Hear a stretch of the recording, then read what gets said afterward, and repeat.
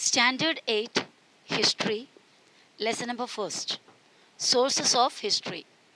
My dear students, we have studied already the first part of this lesson. In that, we studied the first source of history, that is material source. Now, from a written source onwards, we are going to study in this lesson. Written sources. The following aspects are included in the written sources of modern Indian history. So we are studying about the modern Indian history. उसका written sources क्या क्या है? Written sources of modern Indian history. वो नीचे दिया हुआ है क्या क्या है इसमें included. One is correspondence. Correspondence means जो लेटर्स होते हैं पहले के टाइम का, जो एक दूसरे से कम्युनिकेट करने के लिए यूज़ किया हुआ, उसके थ्रू भी हमें उस ज़माने के बारे में नॉलेज मिलता है या हिस्ट्री का जानकारी होती है. और फॉरेन अकाउंट्स मीन्स जो कोई भी कनेक्शन से फॉरेन कंट्रीज़ के साथ वो सबका अकाउंट यानी वो सबके रिकॉर्ड्स. न्यूज़पेपर्स, बायोग्राफीज आपको पता है किसी एक व्यक्ति का जो लाइफ स्टोरी अगर कोई दूसरा व्यक्ति लिखता है तो दैट इज़ बायोग्राफी. पीरियोडिकल्स मतलब टाइम टू टाइम जो पब्लिश होने वाले जो बुक के रूप में या पेपर के रूप में मैगजीन्स वगैरह वगैरह पीरियोडिकल्स में काउंट करते हैं. फैक्ट्री रिकॉर्ड्स और ऑटोबायोग्राफी बोलेगा तो खुद का कोई व्यक्ति खुद का ही लाइफ स्टोरी खुद लिखते हैं, दैट इज़ ऑटोबायोग्राफी. बायोग्राफी और ऑटोबायोग्राफी का फ़र्क ये है, both are actually life stories only. पर बायोग्राफी कोई एक पर्सन का लाइफ स्टोरी दूसरा कोई व्यक्ति लिखते हो तो बायोग्राफी, और एक पर्सन का लाइफ स्टोरी वो खुद लिखता है तो that is autobiography. And different kinds of books, ये पूरे रिटर्न सोर्स ऑफ हिस्ट्री में इंक्लूड होता है. इनमें से न्यूज़पेपर एंड पीरियोडिकल्स के बारे में डिटेल में हम देखने जा रहे हैं. Newspapers provide us information about the contemporary events. What do you mean by contemporary? Contemporary means of that era, यानी उस ज़माने का, जिस ज़माने के बारे में बात कर रहा है, जिस टाइम के बारे में बात कर रहा है, उस टाइम के related, that is contemporary of a particular time. So newspaper हमें सभी इंफॉर्मेशन देता है वो ज़माने का. भी समझो कि हमें 2005 के बारे में कुछ जानना है तो 2005 का जो न्यूज़पेपर्स है, if you go through that newspaper you will get all the informations in those time. Along with it, detailed analysis of a particular event, views of eminent people, editorials are also published. ये वो ज़माने के event यानी happenings incident के बारे में भी knowledge देते, साथ साथ में डिटेल में जो स्टडी किया हुआ पर्टिकुलर इवेंट के बारे में, कोई भी एक पर्टिकुलर हैपनिंग इंसिडेंट के बारे में डिटेल स्टडीज़ भी हमें उसमें से मिलता है. Views of eminent people, eminent मतलब एक्सपर्ट लोग जो उस बारे में अपना नज़रिया अपना व्यूज़ जो रखे वो भी न्यूज़पेपर्स में से हमें मिलता है. एडिटोरियल्स मिलते हैं. हर एक न्यूज़पेपर में आप ओपन करके देखोगे तो उसमें एक सेपरेट कॉलम होता है एडिटोरियल्स के लिए, from the desk of editors. तो उनका नज़रिया, ये सभी नॉलेज हमें मिलता है. We get information about political, social, economic and cultural happenings of that period. Political यानी जो राजनीति, उस टाइम का एडमिनिस्ट्रेशन, पॉलिटिकल लीडर्स के अलग अलग वर्क, वो सब नॉलेज. और सोशल यानी उस टाइम में समाज किस तरह था, सोसाइटी किस तरह था. इकोनॉमिक यानी हमारे वो कोई भी पर्टिकुलर एरिया का इकोनॉमिक स्थिति यानी आर्थिक स्थिति, पैसा आना जाना, कितना कमाई होते थे या क्या बजट था, वो सब नॉलेज मिलता है. और इवन कल्चरल हैपनिंग्स में क्या क्या आता है, वो उस टाइम का जो पर्टिकुलर टाइम के बारे में हम स्टडी कर रहे हैं, उस टाइम का कल्चरल एक्टिविटी मतलब आर्ट, ट्रेडिशन, ओके, अलग अलग कला, लोगों के फेस्टिवल के बारे में, या लोग कितने कल्चर से कितने कल्चरली कितना इम्प्रूव थे या कितने वो लोग लॉ थे, जो कुछ भी, वो सब नॉलेज हमें न्यूज़पेपर और पीरियोडिकल्स के थ्रू मिल जाता है. In the pre independence period newspapers from here, okay, newspapers like ध्यानोदय, ध्यान प्रकाश, अमृत बाजार पत्रिका, दीन बंधु, Kesari acted as important sources of awakening the minds of people. जो pre independence, what do you mean by pre independence? आज़ादी के पहले। पोस्ट इंडिपेंडेंस मीन्स आज़ादी के बाद। प्री मीन्स पहले, पोस्ट मीन्स बाद। तो आज़ादी के पहले के टाइम पे जो न्यूज़पेपर्स पब्लिश किया करता था, जैसे ज्ञानोदय, ध्यान प्रकाश, अमृत बाजार पत्रिका, दीनबंधु और केसरी, ये वगैरह जो न्यूज़पेपर्स है, लोगों के मन में awakening, what do you mean by awakening? Awakening का मतलब होता है जानकारी देना, या लोगों का मन को जगाया करते थे। यानी ब्रिटिश लोग क्या हमारे साथ कर रहे हैं, हमें क्या करना चाहिए, आज़ाद एक इंडिया किस तरह बनाना चाहिए, ये सब का जानकारी, या ये सकते ये सभी चीज़ के बारे में एक जागृति लोगों के मन में जगाते थे ये न्यूज़पेपर के थ्रू, उसके writers. Through the newspapers we can study the British policies regarding India and their effects on India. उस टाइम के न्यूज़पेपर के थ्रू हम ब्रिटिश लोगों के पॉलिसी, ब्रिटिश लोग कैसे यहाँ पे एडमिनिस्ट्रेशन करते थे और उसका असर इंडिया के ऊपर क्या था, ये भी हमें मालूम पड़ता है। During the British period, newspapers were not only the source of political events but also acted as a source of social reformation. British लोगों के टाइम पे, ब्रिटिश लोग जब इंडिया में अपना रूलिंग करते थे, उस टाइम का जो न्यूज़पेपर्स है, वो न्यूज़पेपर से हमें सिर्फ उधर का मतलब उनका जो पॉलिसीज़ या उधर का पॉलिटिकल इवेंट्स ही सिर्फ नहीं मालूम पड़ते थे, बल्कि हमें सोशल रिफॉर्मेशन के बारे में भी, यानी समाज किस तरह इम्प्रूव हो रहा है और कैसे कैसे इम्प्रूव होना चाहिए, हमें हमारा देश के लिए किस तरह लड़ना चाहिए, सभी नॉलेज भी मिलते थे, यानी लोगों का मन को जागृत कराते थे। The Nibandhmala by Vishnu Shastri Chiplunkar and Shatapatre written by Lokahitavadi alias Gopal Hari Deshmukh in the weekly Prabhakar comments on various social and cultural issues. The निबंध माला जो बुक है वो किसने लिखा है? विष्णु शास्त्री चिपळुंगर, वो बुक। और शतपत्रे रिटन बाय लोकहितवादी, और लोकहितवादी या फिर एलियास, एलियास मतलब उनका दो नाम होता है। अभी एक व्यक्ति को दो नाम है, गोपाल हरि देशमुख उनका रियल नाम है, लेकिन उनको जानते हैं लोक हितवादी। जैसे अभी दो व्यक्ति को नाम है, अभी एक व्यक्ति का एक नाम है समझो पंकज, और उसको सब जन सोनू बुलाते हैं, तो we can say that Sonu alias Pankaj, यानी सोनू नहीं तो उसका से दूसरा नाम है पंकज, वैसा। तो लोकहितवादी अदरवाइज गोपाल हरि देशमुख ने लिखा हुआ शतपत्रे, ऐसा जो बुक है, ये सब वीकली है। वीकली यानी हफ्ते में एक बार पब्लिश होने वाले book. Week in the Prabhakar, weekly Prabhakar नाम का जो बुक है वो हर हफ्ते में पब्लिश होते थे। उसके अंदर इन्होंने ये लिखे, ये सब comments on various social and cultural issues, उस ज़माने के सोसाइटी के बारे में, कल्चरल मतलब कल्चर के बारे में, और उसमें जो कोई भी इश्यू नया नया हो रहा है उसके बारे में लोगों को जानकारी मिलते थे। तो विष्णु शास्त्री चिपळुंकर ने लिखा हुआ निबंधमाला और लोकहितवादी ने लिखा हुआ शतपत्रे। Dr. Baba Saheb Ambedkar and newspapers. In January 1920, Dr. Baba Saheb Ambedkar started fortnightly मूक नायक। बाबा साहेब अम्बेडकर आप सभी जानते हैं, और उन्होंने 1920 में जनवरी में एक फोर्टनाइटली स्टार्ट किया। फोर्टनाइटली मतलब 15 दिन में एक बार, फोर्टनाइट यानी 2 वीक, 2 वीक्स का जो टाइम होता है, 2 हफ्ते का टाइम, उसको फोर्टनाइट कहते हैं। तो 2 हफ्ते में एक बार ये पब्लिश होता था ये बुक का नाम है मूक नायक। But later Dr. Ambedkar had to leave for higher studies to England and hence he handed over this paper to his colleagues. Colleague यानी साथ में काम करने वाले या साथ में एक ही जो पर्पस के लिए कुछ काम करने वाले लोगों को कलीग्स कहते हैं। तो वो हायर स्टडीज़ के लिए इंग्लैंड में चला गया और ये न्यूज़पेपर को या ये पेपर को अपने कलीग्स को हैंड ओवर किया। इन अप्रैल 1927 doctor Ambedkar started the newspaper बहिष्कृत भारत। दूसरा एक और न्यूज़पेपर उन्होंने स्टार्ट किया, उसका नाम है Bahishkrit Bharat.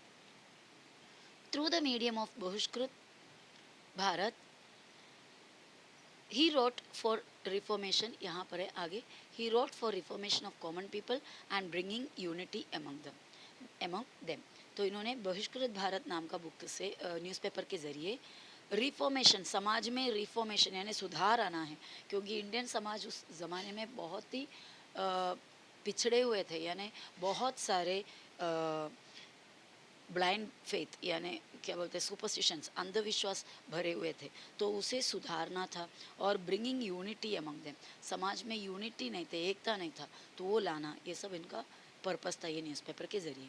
Apart from this he also started 2 more newspapers, namely Janata and प्रबुद्ध भारत, और 2 न्यूज़पेपर उन्होंने पब्लिश किए थे साथ में. उसका एक का नाम है जनता और दूसरा नाम है प्रबुद्ध भारत. नेक्स्ट जो सोर्स है वो है मैप्स एंड ड्राइंग्स. ये भी रिटर्न सोर्स के अंदर आएगा. Map is also regard as an important source of history. The changing nature of a city और particular location can be traced through maps.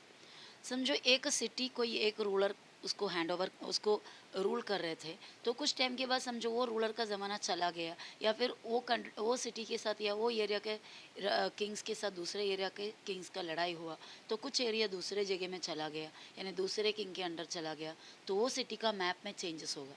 जिस तरह पहला, अगर आज़ादी के पहले इंडिया का मैप लेते तो इंडिया का मैप में पाकिस्तान और बांग्लादेश भी इंक्लूडेड होते थे, पर आज़ादी के बाद वो मैप में चेंज हुआ. तो जैसे वक्त वक्त में मैप्स में जो चेंज होता है, वो चेंजेस से एडमिनिस्ट्रेटिव और बाकी सोशल या ऐसा जो कोई भी चेंजेस है उसको हम ट्रेस बैक कर सकते हैं, यानी कि कहाँ से कैसे चेंजेस हो गया वो हिस्ट्री के बारे में हम स्टडी कर सकते हैं.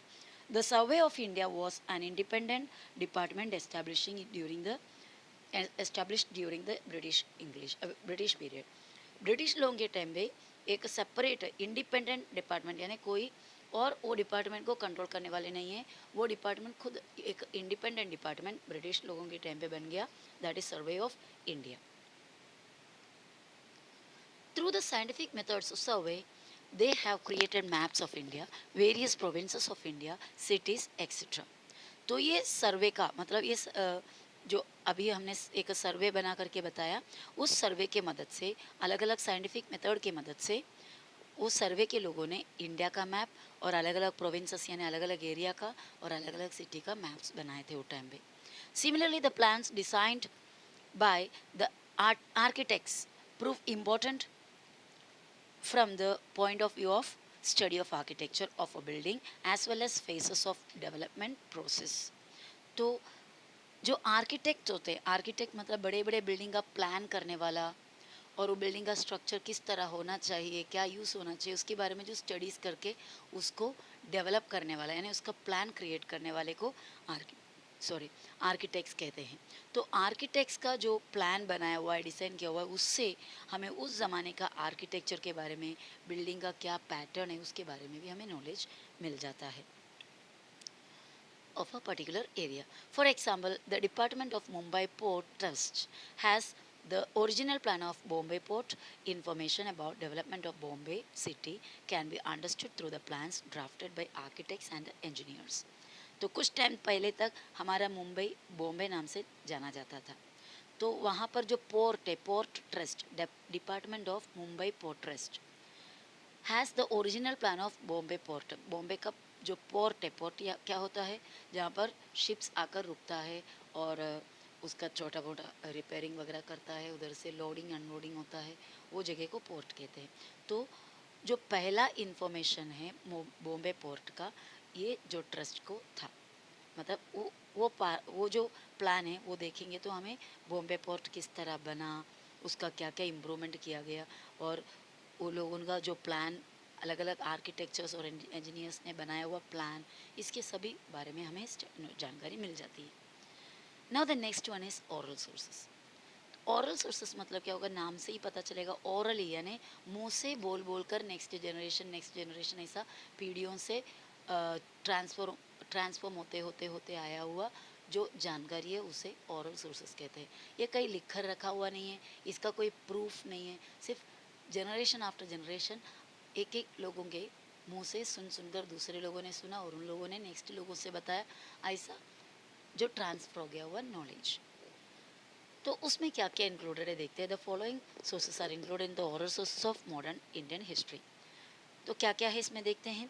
फोक सॉन्ग्स, ऊपर आपको देखने को मिलेगा, फोक सॉन्ग्स, पोवड़ा, ये अलग अलग तरीके के सॉन्ग्स होते हैं. फोक सॉन्ग्स यानी जो हमारे गाँव के लोग या पर्टिकुलर कैटेगरी के लोग, पर्टिकुलर ट्राइब्स के लोग वगैरह, जैसा कोली डांस वगैरह, कोली सॉन्ग वगैरह आपने सुना होगा, तो उन लोगों ने अपने ही हिसाब से अपने एंटरटेनमेंट के लिए, पास टाइम के लिए थोड़ा जो गाया गाना, उसको कोई ऐसा स्पेसिफिक मेथड नहीं या कोई स्पेसिफिक रूल्स एंड रेगुलेशंस नहीं, ऐसा जो गाने को फोक सॉन्ग्स और उस तरह बनाया हुआ डांस को फोक डांस कहते हैं। और पोवड़ा फोक टेल्स यानी इस तरह सुनाया आया हुआ जो कहानियाँ और नरेशंस, लोग अलग अलग स्टोरीज़ अपने ज़माने के या उससे थोड़ा पहले के ज़माने के स्टोरीज़ को नरेट करते बोलते हैं और दूसरे दूसरे लोगों के कानों तक पहुंचा देते हैं।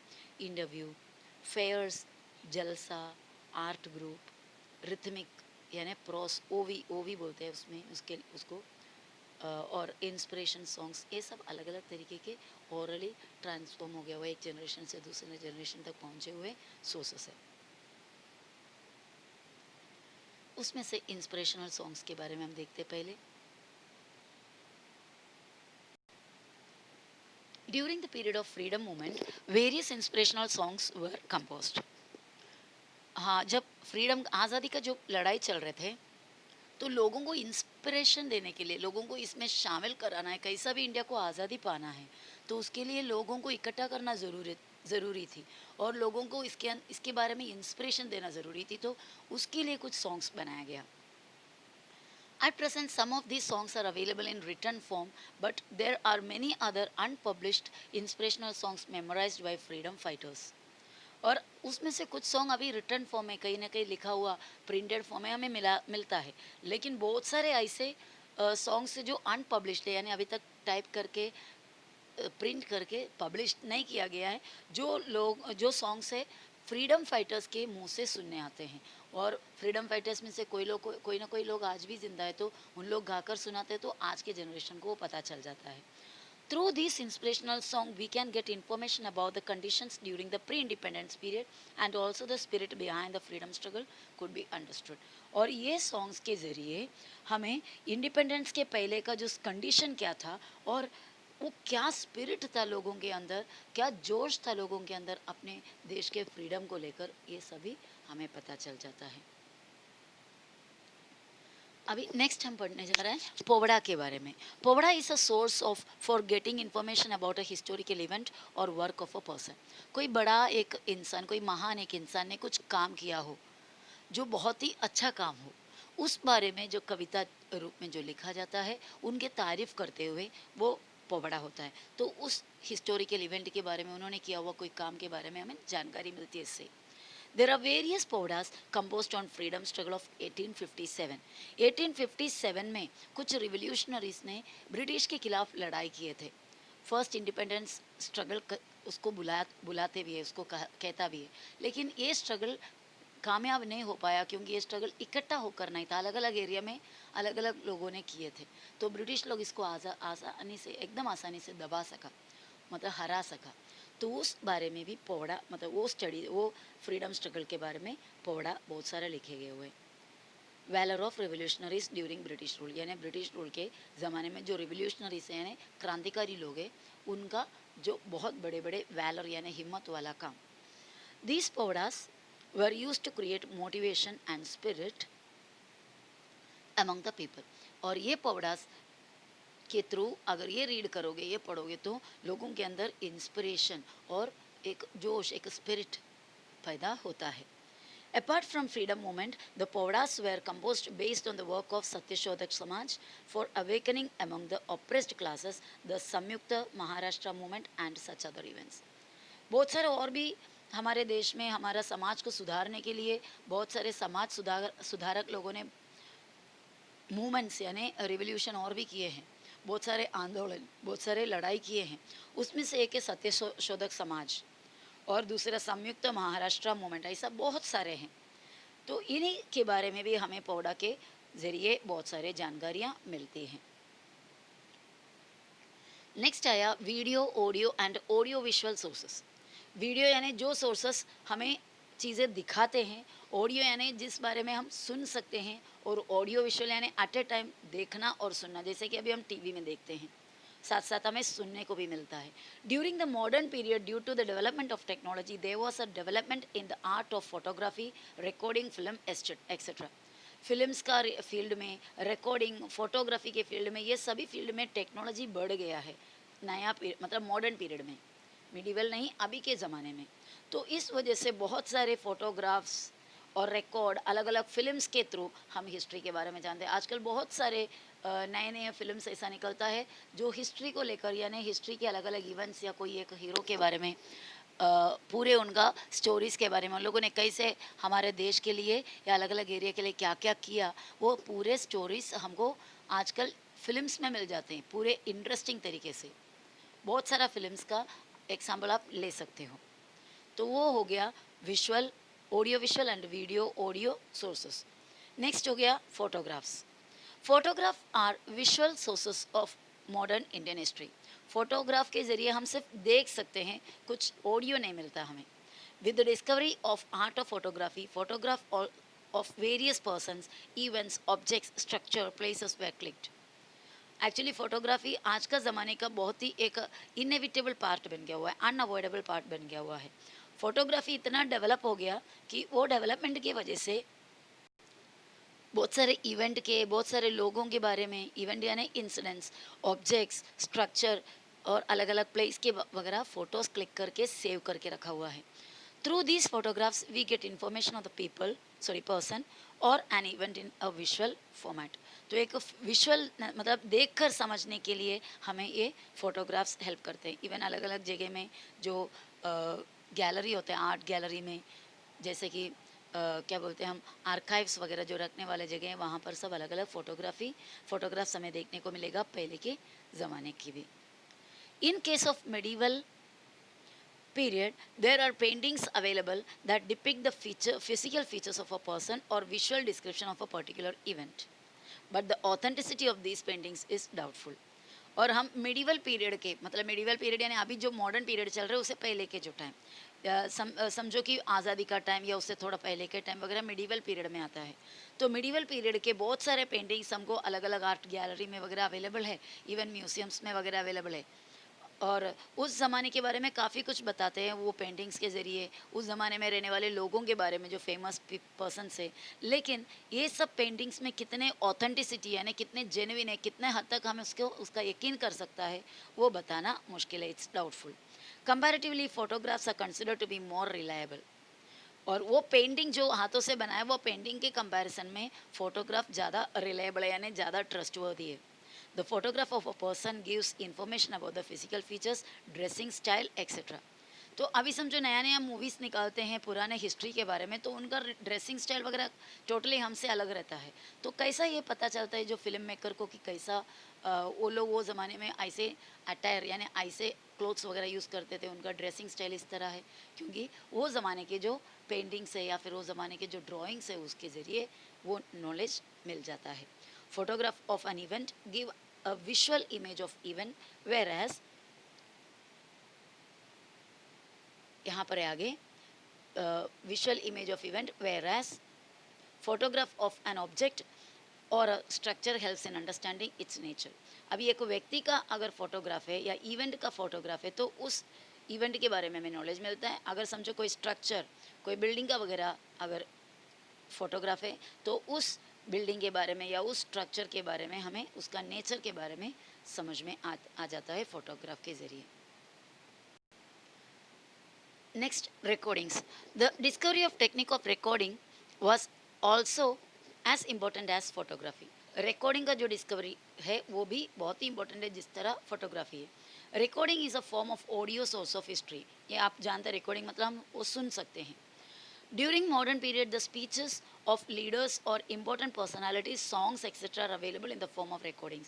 Even समझो हमें आज़ादी मिला वो टाइम पे जवाहरलाल नेहरू ने जो दिया हुआ स्पीच है, वो स्पीच आज भी हम उनके आवाज़ में सुन सकते हैं। तो वैसा सॉन्ग्स और अलग अलग स्पीचेस वगैरह रिकॉर्डिंग सेव करके रखा हुआ रहता है। They can be used as a source of history. For example, national anthem Jana Gana Mana sung bye Rabindranath Tagore, जो राइटर है, जो उसका जो पोएट है, ये सॉन्ग लिखने वाले, जनगण मन लिखने वाला, हमारा नेशनल एंथम लिखने वाला रविंद्रनाथ टैगोर, उनकी आवाज़ में किस तरह गाया हुआ है वो रिकॉर्डिंग तक अवेलेबल है। or the speeches of Subhash Chandra Bose can be used as an audio source for the study of history of modern India. आपने सुभाष चंद्र बोस के बारे में काफ़ी सुना होगा, उनका फ़ोटो भी देखे होंगे, लेकिन उनका आवाज़ हम आज भी सुन सकते हैं उनके रिकॉर्डिंग से, जो उन्होंने दिया हुआ स्पीच के ज़रिए. नेक्स्ट हुआ films. Films are considered as a unique discovery of modern history, modern technology. ये एक यूनिक यानी एक अनोखा डिस्कवरी है मॉडर्न टेक्नोलॉजी का. In the 20th century there was a great development in the technique of film making. Film पहले एकदम starting का फिल्म जो होता था वो सिर्फ मूविंग होता था, उसमें कोई डायलॉग नहीं हुआ करता था, सिर्फ एक्शंस होते थे, उससे समझ जाने का. आपने देखा होगा चार्ली चैपलिन का वगैरह मूवीज़. लेकिन 20th सेंचुरी होते होते आगे आगे जाते जाते ये जो फील्ड है फिल्म का, जो फील्ड है उसमें बहुत सारे इम्प्रूवमेंट हुआ. Dada Saheb Phalke in the year 1913 laid the foundation of Indian film industry. Indian film industry का फाउंडेशन यानी नींव या शुरुआत किसने किया है? दादा साहेब फाल्के. और इनके नाम पे अवार्ड भी है, Phalke award. Audio visual recording of Dandi यात्रा. दांडी यात्रा मतलब महाराष्ट्र, सॉरी, महात्मा गांधी ने जो दांडी मार्च किया, salt Satyagraha, quit India movement and such other historical incidents are available. आपको ऑडियो विजुअल रिकॉर्डिंग मिलेगा ये सब इंसिडेंट्स का. Through these films the events could be seen in reality.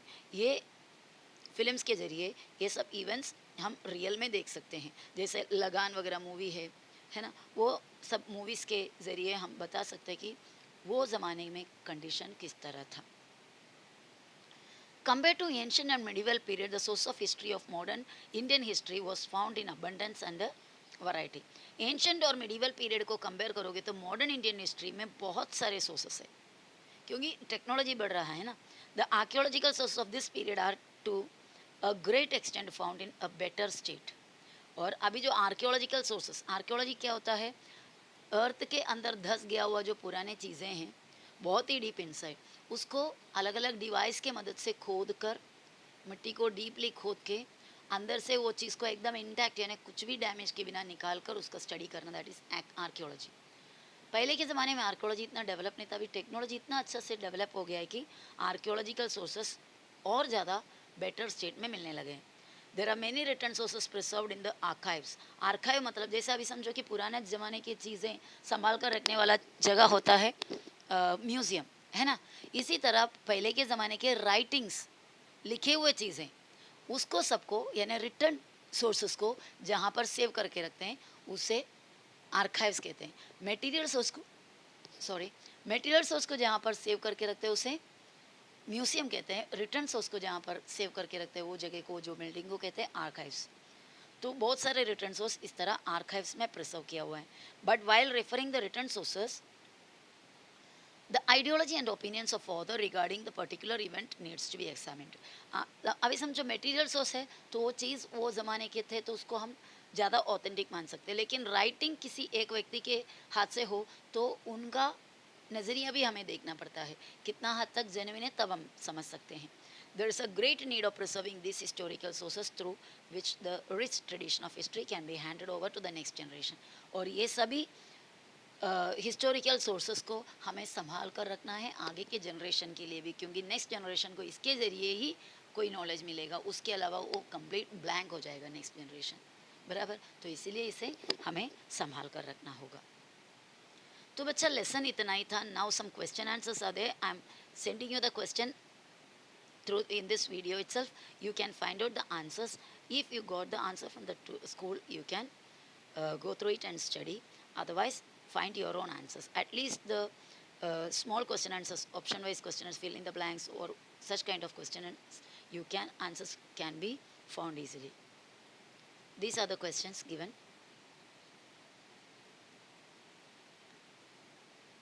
Now explain the statements with reasons. That means give reason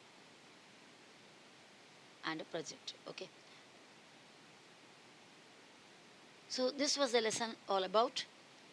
मिलते हैं अगले video में. Bye bye. But read the lesson again and again. Okay, that's a request. Bye.